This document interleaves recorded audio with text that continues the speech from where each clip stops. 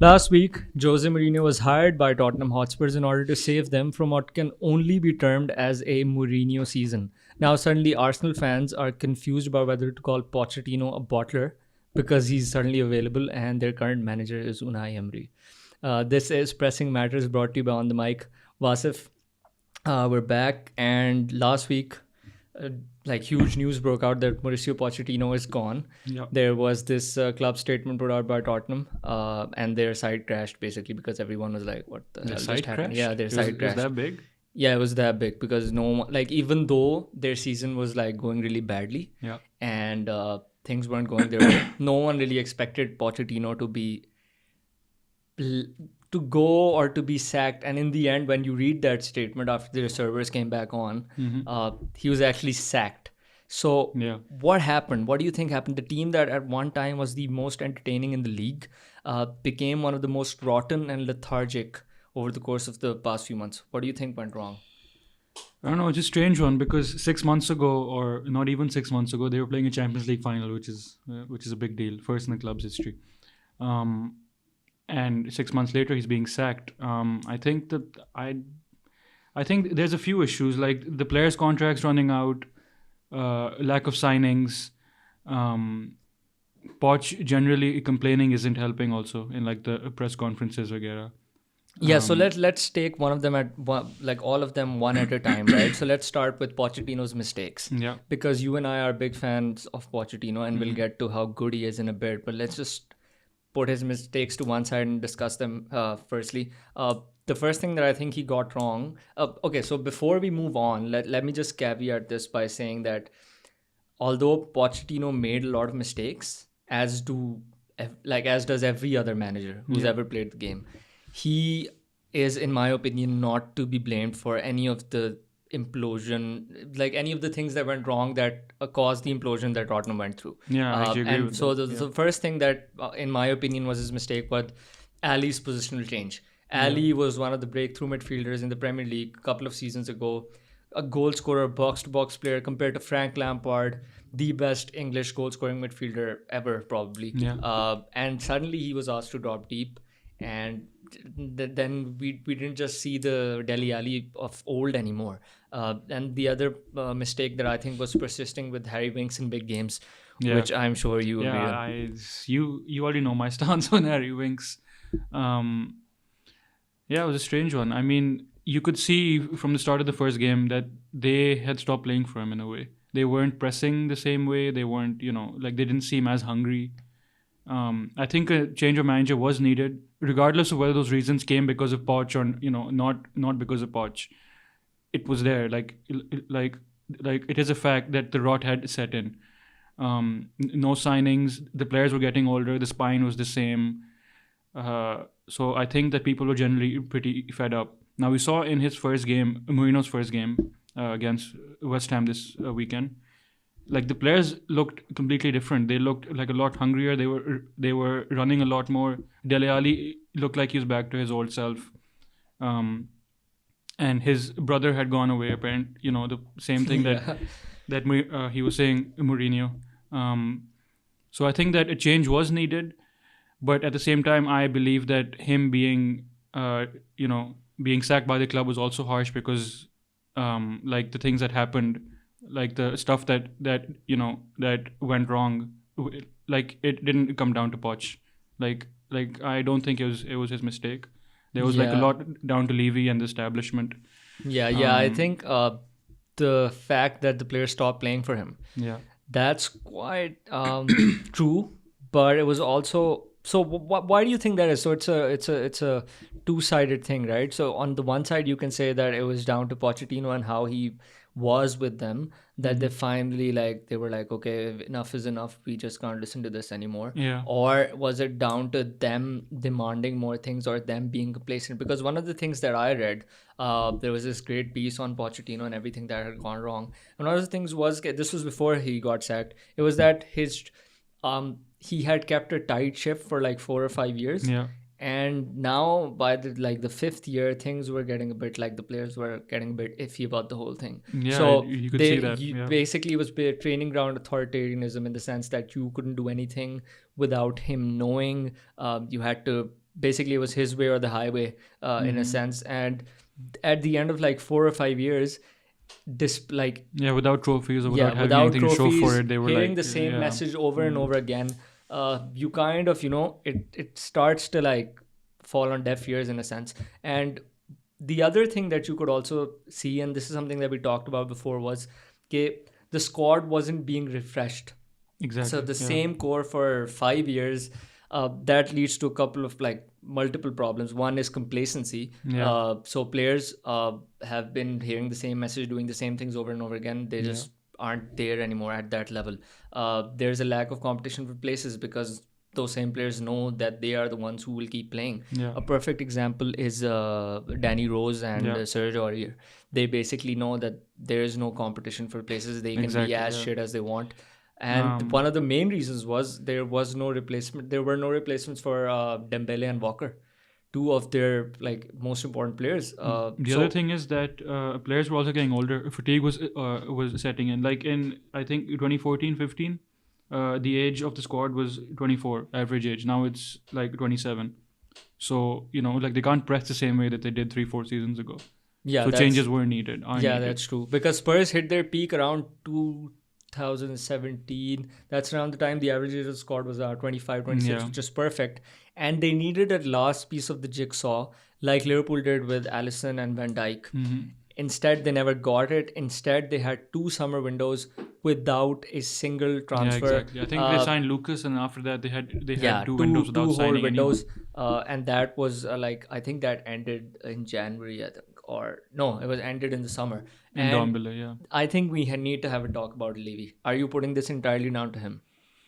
I think most of it is down to Levy. But then again, I think it also reached the point right now where regardless of whether it was Levy's fault or Poch's fault, it came down to the fact that the players were no longer playing for him. So, like you can blame whoever you want, but at the end of the day, he has to leave Poch because they aren't playing for him anymore. But why don't you just get in new players? Why get rid of your best manager of the modern era by far? Why get rid of the guy who turned your club into something I feel extremely relevant? There was pressure. Okay, so basically Tottenham didn't win anything for a while, right? Pressure is building to get trophies, and they could have kept Poch, gotten given him the money to sign new players, but then that's like a longer project, or they could just bring in Mourinho, give him the same cash, and he's someone who does deliver in 3 seasons. No, but he does bring in trophies in 3 seasons. But the problem is that Spurs. So see, this is my problem. The only reason that Spurs even expect to like even have a trophy in their sight is because of Mauricio Pochettino. Yeah, Spurs have not won. No, you're right. So like it's loyalty is like No, but if you give if you give the same amount of cash to Jose Mourinho and Mauricio Pochettino, I think they would deliver the same results in a way. The reason Mauricio Pochettino has not been able to deliver a trophy is because he didn't get anything to spend, like virtually nothing. Since 2014-15, since the season he came in, they have had a net spend of 110 million euros. Yeah. Compare that to Manchester United, that's 630 million. Yeah, compare that to Man City, that's 740 million, and Arsenal, their rivals, is 383 million. So even the Arsenal that we don't really see as some sort of big spenders have like almost more than thrice spent what Spurs have done. And then they had the audacity to sack him despite achieving more points between 2015 and 2018 than any other club in the Premier League, despite taking them to their first ever Champions League final with the resources that he got. You give Mourinho a net spend of 110 million. This is one of those things where it's just cruel, just cruel. Like the game is cruel. We have seen that. So it just comes down to that at the end of the day. There was pressure on Levy to try and get those trophies now. So he did what he thought would deliver him the fastest results. I keep coming back to this because I don't get it. If he wants that's trophies, how I think he's if he wants trophies, He should have backed Poch, yeah. Why not just give money to Pochettino? But he didn't give it before, and now if he gives it, it would mean revamping the whole squad. It would take like a bit more time. I feel like Mourinho would now deliver trophies like a bit quicker. All right, but why then over the last 4 years has he failed to give any sort of money to Pochettino and suddenly decided, oh, it's November 2019 and now I finally I want a trophy more than anything in the world.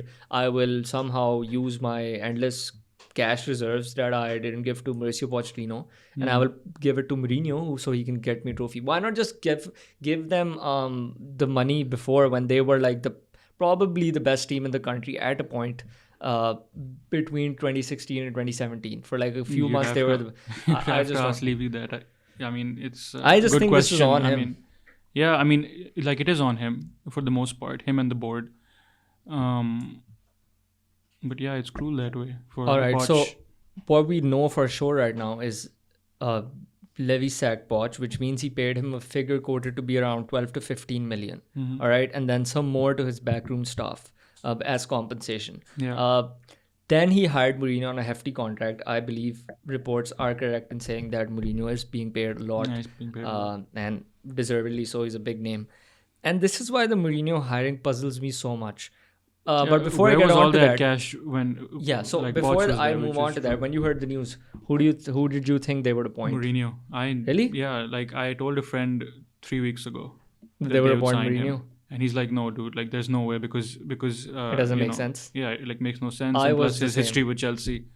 No, that wasn't a big factor for me because that's if what you he was go saying. From Chelsea to he's United, a Chelsea fan too, by the way. Yeah, and if he's watching, he'll know. Yeah, he'll know who I'm talking about. So, but yeah, like I did see him going because it's a great squad who basically just weren't playing for that manager at the time. They need a new message. Yeah, basically. They also needed a change in philosophy in a way because it was getting dry, it was getting old, and I mean they came close to winning trophies. Yeah, sure. Like they finished second a couple of times. They a Champions League final, but it didn't deliver for the reasons. But yeah, they just needed like a fresh start now. I didn't think they would go for Mourinho. I mean, it was rumored. I actually didn't think so. Like because I knew he'd go, but like at the same time, I was like, like it's like it would be weird if they. Yeah. If they so when go. reports came, like I think a few hours after he was sacked, there were reports that Mourinho's. Like, Sky actually said that Levy had been in talks with him for 3 weeks now. All right. And that also explains Spurs' results over the past few weeks because if Poch knows that Poch probably didn't know. I'm sure he like word gets out. Yeah. All right, but I'm sure he knew that there was like something up. This makes no sense and it puzzles me so much because let's just get these facts in order. Mourinho needs to spend. Mm-hmm. Anyone would have to spend on the squad to freshen it up. Okay, it depends on who it is and the amount they would have to spend. Poch would have to spend more to freshen it up. Mourinho less so because Mourinho could deliver the new message to the same group of players. But they still need to freshen the squad up, especially because of the contract situation. It would be stupid of him to come if he did not get assurances that a manager of his stature would get financial backing. Yeah. All right? He is not stupid. We can say that. He got assurances that he will be backed. We can also be sure of this because of all the thing that the evidence that we have. That leads to one question. Where was that money for Mauricio Pochettino? It's a great question. Like, why not just back him? Because surely there must be more than meets the eye. I'm sure there is. I mean, I don't know. I mean, we'd have to ask Daniel Levy that, but it is a strange one because I think had he given him this much cash at their peak, which was like I think 15, 16? 16, 17, yeah, 16, around 17. that time. I think then they could have could have like challenged City to win the league. Do you think he's going to get money, big money, Mourinho? He has to. I mean, that is how he works generally, no? Like his first transfer windows are like generally big. Yeah, he needs the cash to like. Or do you think? So the interesting thing about all of this is his contract is 2 years. All right, which is a short contract even for Mourinho. It's usually 3 or 4 years. Then that also says it. Like they can't not give him money in that 2 year contract. Or maybe they just want him to like. Obviously, they'll give him some sort of money. But then again, It could be that he's changed his own philosophy, Mourinho, because we know that he's been spending the last year, hiring his own. Like he changes his staff Backroom completely. staff. He changes backroom staff completely, which is the first time he's done that. Yeah, this is a nice segue, by the Yeah. way. What do you think? Like the new and improved Mourinho. I saw the first press conference. He looks refreshed. Anyone would do after that Man United job and the break he's had. And he says he's changed. What do you think he's learned from the failures at Chelsea and Man United recently? And what do you think he's going to change? I'm not sure what exactly he's learned, but like he does look like someone who who's come back, like like fresh and like ready to work and stuff, which means he has learned from his times at Chelsea and United, being sacked or whatever, and he has changed his approach because he's changed his stuff. Like he spent the last year or so trying to convince Lille, I think, to give their coach to him. Yeah, no, I think it's the director of football, Luis Campos, who is now open to working with him. This is the first time that he doesn't have Rui Faria, his assistant manager, with him at Spurs. He's actually the assistant manager he has now is actually someone who has no footballing background. And the Athletic actually put a really, really good piece on him. Hear me out. He's got no footballing background. He's not from a footballing family. He was Portuguese, I think, if I'm not wrong. He went to Wales to study a footballing course, undergraduate footballing course from the University of Glamorgan, if I'm not wrong. Worked his way up and now is Jose Mourinho's assistant. That's quite the rise. But see, no, but then that just, that basically tells you that he has changed something, and we are going to see it in the coming months, that, he has tweaked his philosophy. One of the most interesting things about it could be that he doesn't need that much, and also Spurs' team is pretty great. Like, you just need to I guess rejuvenate them. The most interesting thing about Mourinho is, and one that is often misunderstood, is that he's just a defensive manager. Or he plays in a low block, or he does all of that stuff that you would call parking the bus. Actually, discounting, like, let's not include the stuff that happened with at United because of obvious reasons. But let's just look back on his time. He has always played to the strengths of his current team at the time. Chelsea, really, really solid defensively, yes, but also really quick on the counter, in the sense that he would use that strong midfield and the wings of Duff, Robin, and then Drogba up front, and he created a really, really good team in terms of soaking up pressure and hitting people on the counter, right? So there were a lot of 1-0, 2-0 wins. They were very solid, but they were also really good going forward in terms of being clinical. Inter Milan, he had the best 4 center backs that anyone ever had at the time at one club. They had Lucio, they had Ivan Cordoba, they had Samuel Walters, and there was one more, I think Christian Chivu, if I'm not wrong. So the Walter Materazzi, they were all these 4. And so basically they were perfect for playing in the low block. And that's exactly what they did. They were so good at it.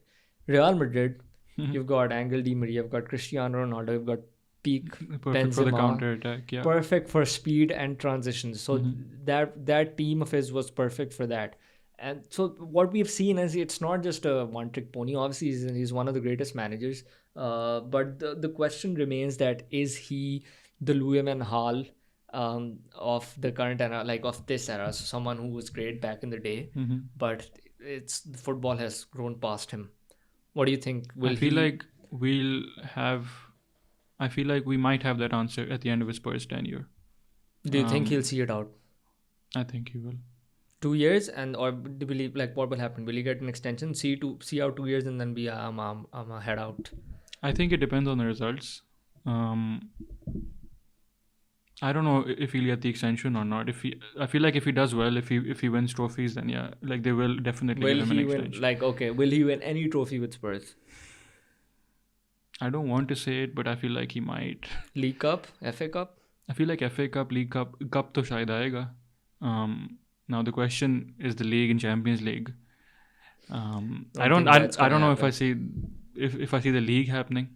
Champions League, we both know how it can turn out. Anything can happen. I feel like that's still a bit more likely. it'll be interesting to see him this season in the Champions League. I just Yes, they're still in it. Got battered by Bayern, but they're still in with a chance to qualify.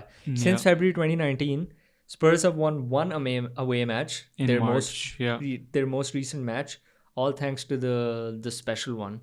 What Pochettino couldn't do in like 15 attempts, Jose has done in one. Clearly, the guy is 15 times better than Mauricio Pochettino. That's quick maths. Yep, Right there. that is quick maths.